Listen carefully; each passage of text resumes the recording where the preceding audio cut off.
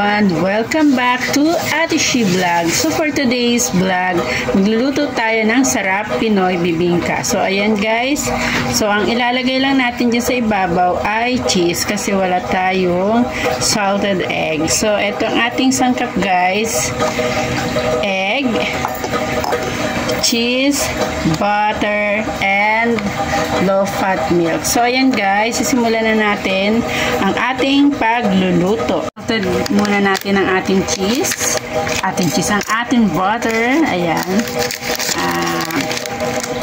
dairy cream, buttermilk. Na-melted na natin ang ating butter, pack na milk, ayan. Mix muna natin. Lagay muna natin ang isang itlog.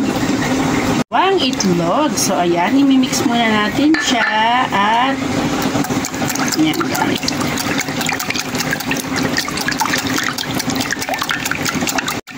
Pagkatapos natin dyan guys, ilalagay na natin ang ating bibingka mix para ready na ang ating pag-bake. Yan guys, napakasarap nito guys. Try natin guys. At i-mix na natin siya.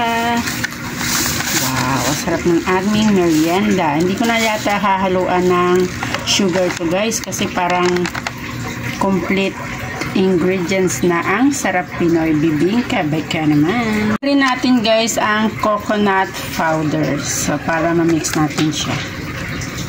Okay, kasama pala siya guys. So, sa isang pack, dalawa pala yung nakalagay. Ayan, coconut powder. Ayan. Mix lang natin siya guys. At i-bake na natin siya. Mamaya-mayang kaunti. Ayan, hindi natin siya i-over mix para mabilis siyang umalsa. So, ayan guys. Ready na ang ating pag-bake ng bibingka. Lalagay na natin. Lalagay na muna natin siya guys. At papainitin muna natin ang ating oven.